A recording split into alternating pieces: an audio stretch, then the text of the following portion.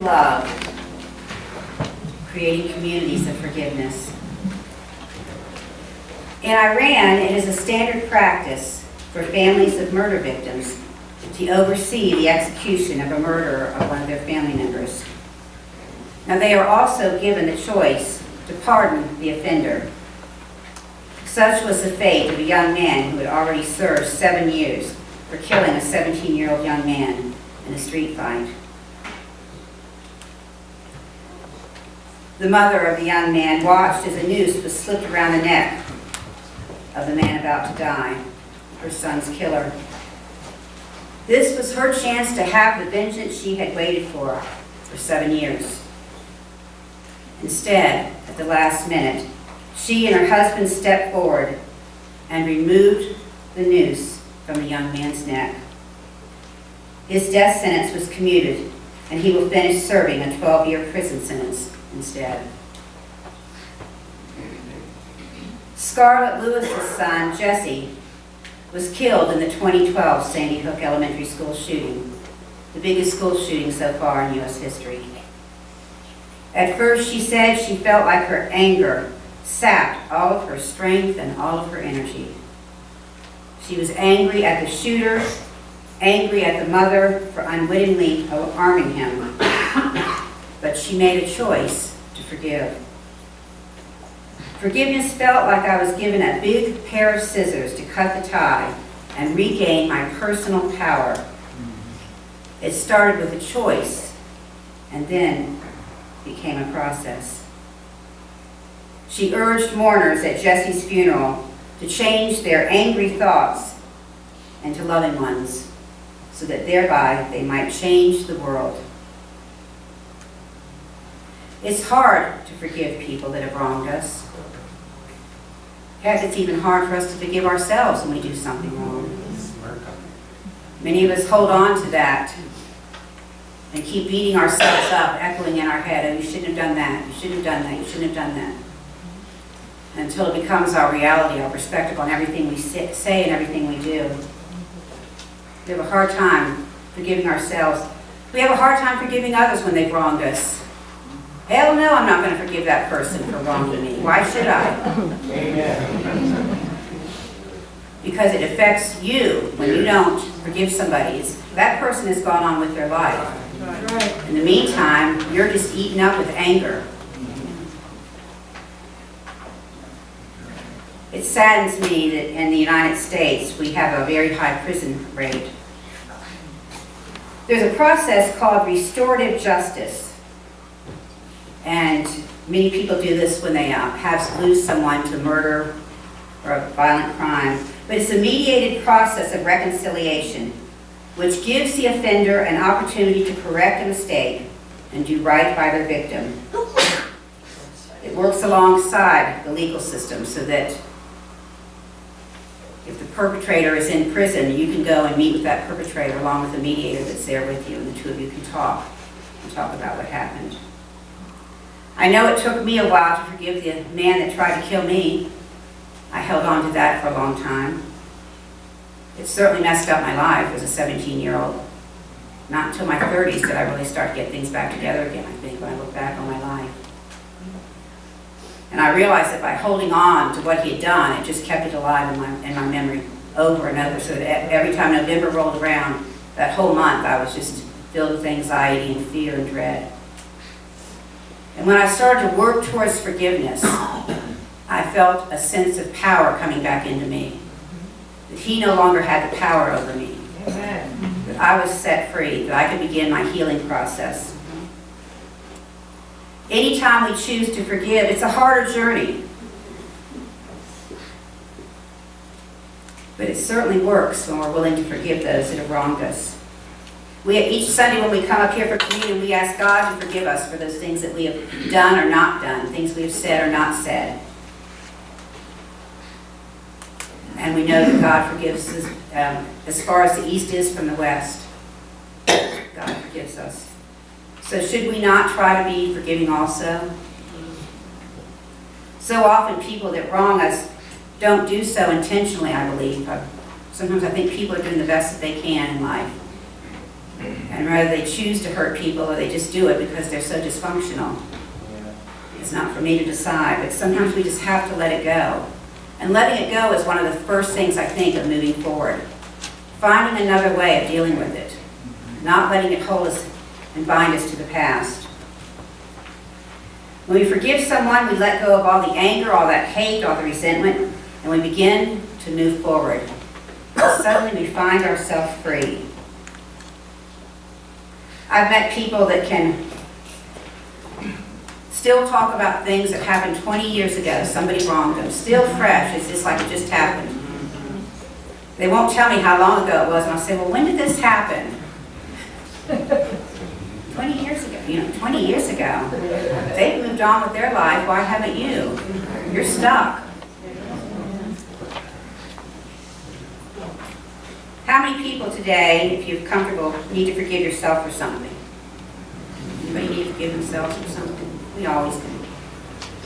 Forgive ourselves for something. How many people need to forgive somebody else that's wronged you maybe, that you've kind of held on to it for a while? It's hard. It doesn't mean you're forgetting all about it. It doesn't mean you're going to go be friends with them again. But it eats away at you. I think it's one of the reasons we have so many diseases in our society, because we hold on to anger and resentment and we're not willing to forgive. When I was visiting the young man on death row in Richmond, Virginia, when I was a pastor there was one of the death row inmates had shot a police officer, state trooper actually. And when I went to go see Michael that day, the state trooper's sister was there meeting with the man that had killed her brother. And she was sitting next to me in the booth, and I couldn't help but overhear some of what was going on her side. And the young man that had killed her brother was going to be executed within 48 hours, I believe it was. And she had forgiven him. And she said at first she held on to all the hate and anger, but then she learned to let it go. And she said she felt free. How wonderful it would be if we could change our penal system so that we did away with the death penalty and looked at alternatives to it. I'm a real advocate of alternatives to the death penalty, and I'm not going to apologize for that. But sometimes I think we need to forgive in our legal system too, instead of wanting to punish people. I don't get that about punishing people. I thought it was about rehabilitation. And our own rehabilitation when we hold on to something. People I've met that are holding on to something, you actually can see it in their face and in their, especially when they talk about it, they just get all that anger built up again. One of the things that I believe we promise to be is a community of love and forgiveness. That's not always easy when someone here says something to you that makes you angry or hurts your feelings. But every day we have a choice. We can let go of the difficult things that happen in our life that can cause resentment, or we can allow the work of forgiveness to make way for love. Choosing love is very powerful.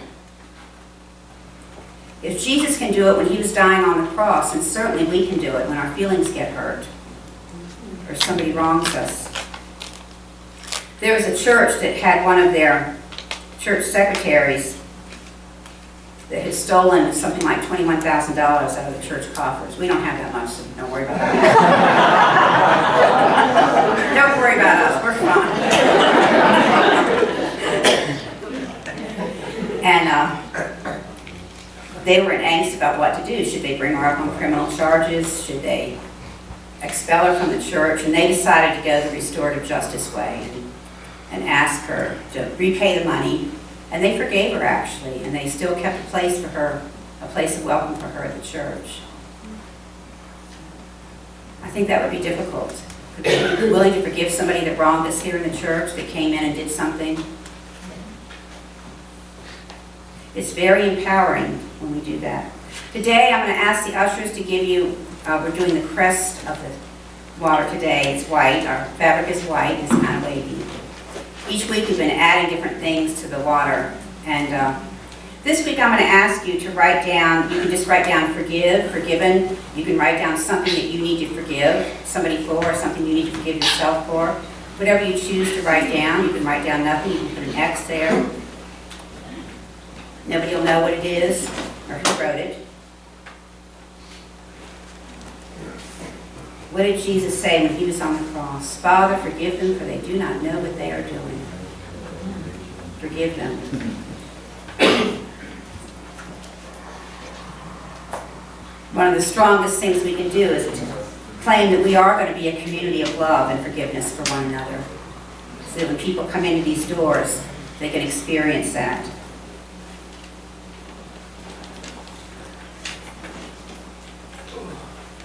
As you write down what you want to forgive or forgive somebody for or be forgiven for, maybe you've wronged somebody.